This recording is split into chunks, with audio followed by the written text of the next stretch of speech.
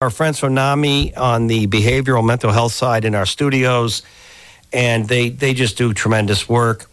And we are really delighted to be joined by their team. And Susan Stearns, the executive director in our studios, and they have a big event coming up. This is My Brave, May 7th. But overall, we have time now to talk about something that is not talked about enough. I know that's not because of you and your team. You're phenomenal. You're awesome. NAMI's awesome. But we know in our society, in our country, that not enough people even acknowledge and talk about anxiety and depression and mental health. And it's a real problem, I think, for more and more people and families. So, Susan, thank you for being here. And I want you to quarterback our segment with Kristen, I believe. Yeah. And we have great stuff coming up, including May 7th right here in the Capitol. Yes, we do. We are really excited to be coming up on our third presentation of This Is My Brave. We have 9 brave storytellers in 8 acts who are going to share their experiences through different media of their own journey, be it with mental health issues, substance use disorder, suicide loss. I know this probably for some folks sounds like, why would I pay for a ticket to go hear that? You will laugh, you will cry, you will dance in your seat, and you will come out of there filled with so much hope and understanding of the resilience of the human spirit and how... That's really well put. It is. I am astounded every year at how impactful it is for me and anyone I bring. I brought my 34-year-old son last year, and I really thought he was going to be like rolling his eyes at me. And he came out of there with tears in his eyes and thanked me for bringing You didn't use the word inspired or inspirational, but it sounds like... It is. And we talk a lot about how folks who share their stories like this are brave, hence This Is My Brave. But one of the things that, and I don't diminish that at all, but one of the things that I've come to realize through the years, and particularly watching this show, is it is an act of tremendous caring for other human beings because they share their stories. Yes, it's part of their healing journey, but they share them to help others, and they give people a true gift of hope and help folks hang on to hope maybe on during some of their darkest times. So if you want to have an opportunity to be inspired and also to come away with a sense of you are part of an incredibly caring community of folks who stood up there on that stage for an hour and a half and laid their souls bare. Poured it all out. Yeah. Their spirit, their soul, their mind. This Is My Brave, May 7th. May 7th. And Kristen said earlier, and she's in with us, and she helps you run the ship of state at NAMI. She does. You thought there was about, a cluster of tickets left, but not a ton. So people want to act on this. Absolutely. So as of last Friday, we had just about 50 tickets left. So you can get them. The link's right on our website, naminh.org/TIMB. And there's a link to buy tickets right there. So definitely don't delay. It's where it's going to sell out again, I'm quite sure. So we want to make sure. And, just to kind of piggyback on what Susan was saying is, there's so much inspiration the night of the show. One of the really amazing things for me as part of the production team putting this on is to watch the cast as they are really supporting each other. And, they've really they create this incredible community every year of healing. We set them up with a WhatsApp group chat so that they can talk to each other, and we monitor that. And, the other day I was in tears watching what they were saying. It's really just such a privilege to be able to sit back and watch as they are encouraging each other, supporting each other, talking about these anniversaries of things that happened that they're going to be sharing on the stage and saying, we're here with you today. One woman in the show, she was a first responder at the Boston Marathon bombings, and she reached out to the cast to share how anxious she was about that anniversary coming up, and they just wrapped her in this incredible community of support. You know what you're describing, and we just open up the conversation here, as I was thinking, is you have Erin in here in our studios from our team, Erin Hahn, who served in the military as a veteran, and that peer group, the production of This Is My Brave, and everyone sharing their story. But what you're describing to me sometimes, to me, is... one of the biggest mistakes I make, and I can relate as a young kid when my dad passed, very young, I was young, we all tend to make the mistake. We think we're on an island by ourselves.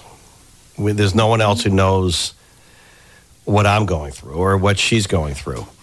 And I think that's true in the veteran community sometimes when we try and reach veterans. They just feel, unless it's coming from another veteran, I'm all set, thank you.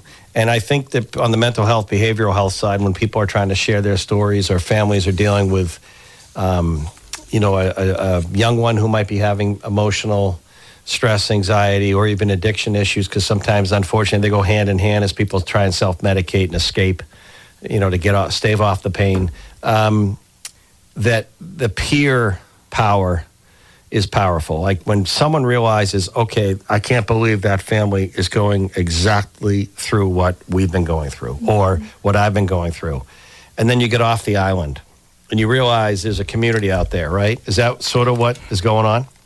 Absolutely. And, you're absolutely right. There's nothing like peer support. And whatever group you're in, however you're defining that peer support, NAMI New Hampshire, it's in our DNA. We were founded over 45 years ago by 6 families around a kitchen table who all had the experience of having an adult child living with schizophrenia, and they were determined they wanted a good life for them. 45 years ago. Yep. Are any of the descendants and relatives still around now of the founding? Actually, we do. I do know of at least one couple who were amongst the founders, and then we have our wonderful second board president of long ago, Rona Purdy, who is a phenomenal supporter of NAMI New Hampshire still to this day, along with her husband, Ken Purdy. They are still ardent supporters. I was just wondering what they would say if they could see the vibrancy and like this packed house on May 7th. I don't know why I said November. I'm thinking the midterms. Tells you where my head's at. May 7th. It'll be more fun. This is my brave. What they would say if they saw that today. It's funny. I actually talked to Rona yesterday and was telling her about the show. And, I think that they just delight in seeing that there are platforms like this where people can so openly share their stories because that's what they fought for their whole lives. Yeah. So it's really full circle moment, I feel like. You're statewide, correct? Yes, we are. But you're known originally to be headquartered in the Capitol, correct? We do have a physical office here in Concord. Right. Part of our NAMI New Hampshire is a grassroots organization working to improve the lives of all people impacted by mental illness and suicide through support, education, and advocacy. So we're near the State House, but we have staff and over 200 statewide volunteers across the state. Well, good for that, Susan, because when I was, we had a great team at WMUR TV when we were trying to grow the station, and we didn't know where to put satellites in the state. And I'll never forget Jennifer Crompton, who's moved on, but she was from the Seacoast, and we were talking about a bureau in Portsmouth makes sense because they're their own world over there, socioeconomic, different economy, different, everything. And then you look at the Lakes region is different. The western part of the state is different. Manchester's different. For a small state, we're very fragmented. Nashua is different. The North Country is different, and how do you spread such vibrancy on peer? Let's share my story on mental health all around the state. So I guess you're doing more than I thought. Yes, we do have folks across the state, and I will say, in terms of some of our volunteer-led peer support groups, and we have a variety of those. One of the silver linings out of the COVID pandemic was we started offering those virtual, and a few of them have remained that way because they wound up with folks who weren't living right in their community who joined the group and became integral parts of that group. So it actually has helped us have even more of bandwidth. Having some groups in person, some that are hybrid, some that are virtual. Well, you got to take advantage of technology. Our friends from NAMI, and they'll spell that out for you and tell you the website again, but they really have done so much now statewide on behavioral health, removing the stigmas, anxiety, stress, depression, and unfortunately, too many people taking their own lives, and we don't hear about it unless you know that family or the person. So, Susan, the executive director, you've been doing this a little bit of time now. How long? I've been with NAMI New Hampshire for about 13 years, but in my role for 4. Well, I love what you do. You're a tremendous leader. And Kristen, you have an event coming up May 7th. This is My Brave, Bank of NH stage right up the road here in the Capitol. Some tickets left. These are individuals that are going to get up and tell their story, their journey, really. And it's powerful because, you've seen and heard about AA meetings, for example, when someone gets up, puts their hand up. It takes a lot to go to that first meeting or to go to a meeting at all. And I imagine on the mental health side, it takes an awful lot to get up there and tell a story about your your inner being, your closets, your department, your compartments that you've locked up, whether it was a loved one or you. So those tickets are available, and we can repeat that. But let's just go mention that event again, the website. And then I have a question about statewide and employers removing the stigma. You have a program, and also how people can help if they can't go on May 7th. So, Kristen, take it away. Sure. Yeah. So tickets are on sale now. We have just about 50 tickets left. You can get those at NAMI.org/TIMB. And there's a link right on that page where you can get to the Capitol Center for the Arts and buy your tickets for the show.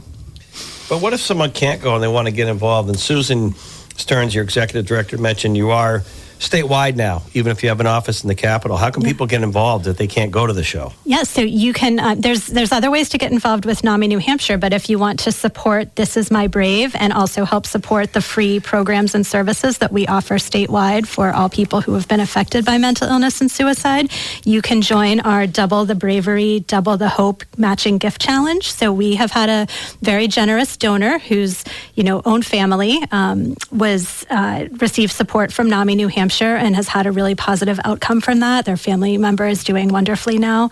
And she wanted to give back. And she really believes in the power of storytelling. And she's gone to the show the past 2 years. And she, came to me and said, I'd like to donate $15,000 as a matching gift challenge. So if you can't come to the show, but you want to support, even if you are coming to the show and want to support, you can make a gift. $5 turns into $10, $100 turns into $200. So, it's really a really great opportunity to double your impact and make a real difference. And again, you can make that donation at NAMINH.org/TIMB. It will take you to the donation page. Yeah, and Susan, you're talking about, I was saying employers have a lot to gain and benefit if they open up and remove stigmas, because they may have valuable employees that are distracted, need to take time off because they're dealing with this, and their family may not be as productive. So it's in a company's best interest, and you have a program available. Tell us about it. We do. We have an educational program that is particularly geared towards businesses called Stigma Free. And you can find out more about that at our website, NAMINH.org. And we are happy to tailor that to the needs of an employer and bring that to whatever meeting space or lunch and learn. We work with employers because we do recognize, 1 in 5 Americans, including Granite Staters, lives with a mental illness in any given year. So as soon as you start doing that math, that means there's no employer who's probably not impacted. And to your point, it can have a real impact on productivity, of course. And we need to just be able to recognize these are health conditions. So we want to make sure that we are addressing them, making sure that our employees can access the resources, just like we want them to access physical health resources to be well. And then also in the case of mental illness, substance use disorders, if a family member, if maybe your employee has a family member who's struggling, it takes a lot. And we know it's hard navigating systems and resources. NAMI New Hampshire's information line can be helpful for that. You can find more about that at our website at NAMINH.org. But we realize that the impact on employers is significant, and we're seeing more and more employers actually coming to us asking for this programming because they want to make sure that their employees can find the help they need to not just be productive at work, but to have, healthy and rewarding lives. Yeah.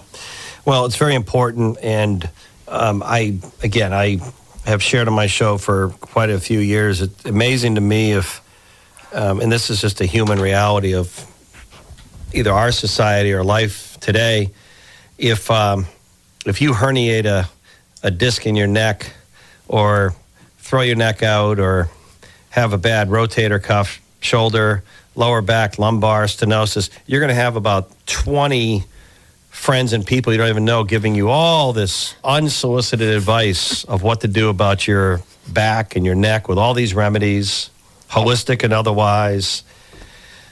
And you don't even have to ask for it, really. Just say, geez, I can't even walk my back. I threw it out. Oh, geez, I did that the other day, too. How did you do yours? Well, I was leaning over to pick up something and pop, and I don't know what to do. And they're going to tell you for a half hour what to do. But if you say, I'm depressed, I'm really down, nothing excites me, I feel angry, I feel isolated, I'm not happy, people run for the hills. Not people that really love you, but a lot of people will be like, okay, I'm sorry to hear that. I gotta run over and hit the driving range here. Good luck. No, seriously. And you make a good point. And lots of times that's why people don't want us to talk about it. And the reality is we all have experienced those challenges in our lives. You know, some of us may be graced with having them be shorter impact in our lives. But the reality is I think any of us have experienced those dark thoughts at times and feelings. And it's really important to be present and to have that conversation and to acknowledge that, yes, I'm really sorry. And be able to it's great if you can share, I've been there, you know, I've experienced that after a loss of a loved one, or I understand that. And then start asking, you want to listen, but if you have concerns, you do want to ask, are you thinking about hurting yourself or taking your own life? You're not going to give someone the idea, but that's really critical information for you to have to know, like, to your point, can I go off and play another round of golf, or do I need to stay with you? And we need to talk about calling 988 and making sure that we're accessing resources. You know, we don't talk about that enough, 988. Right. And 988 988. It's Is that free. a state or It's a national 3-digit number for the suicide crisis line. what's the difference with 211? So 211 is going to help you with various resources. 988 is 24/7 emergency help, where you will have a trained crisis counselor on the line. They can deploy what's called a mobile crisis team to you. They won't just do that without talking to you and determining if that's the right option. So you don't have to be afraid that the mobile crisis team, if I call, comes barreling down my street.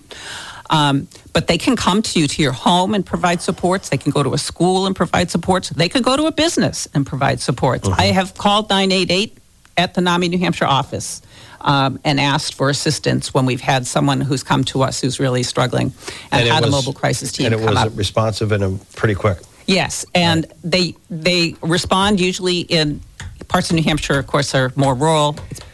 Within an hour is the standard statewide. Well, I love you both. You're great. I love what you do. I hope you have a great show on or performance or revelation and experience on May 7th. This is my You brave. should come. I probably should do a lot of things, Susan. Will I? I'm not sure. But you know, I was just thinking during the break, we're going to come back and we're going to let you go, but thank you. I was thinking on the back example of the neck or physical ailments versus mental health. A lot of the physical stuff is actually age and, you know, demographic specific. Think about behavioral. There is no age. You could be talking about a 12-year-old kid, I would call a kid, or an 18-year-old college student, or an 88-year-old grandparent, or someone in the middle who could be experiencing everything we've talked about today. It doesn't take any specific, it's across the board, and it really is. And as Tom Raffio says when we talk about oral health, great leader at Delta Dental, Northeast Delta Dental, how can you be well and happy if you're not well and happy above the neck?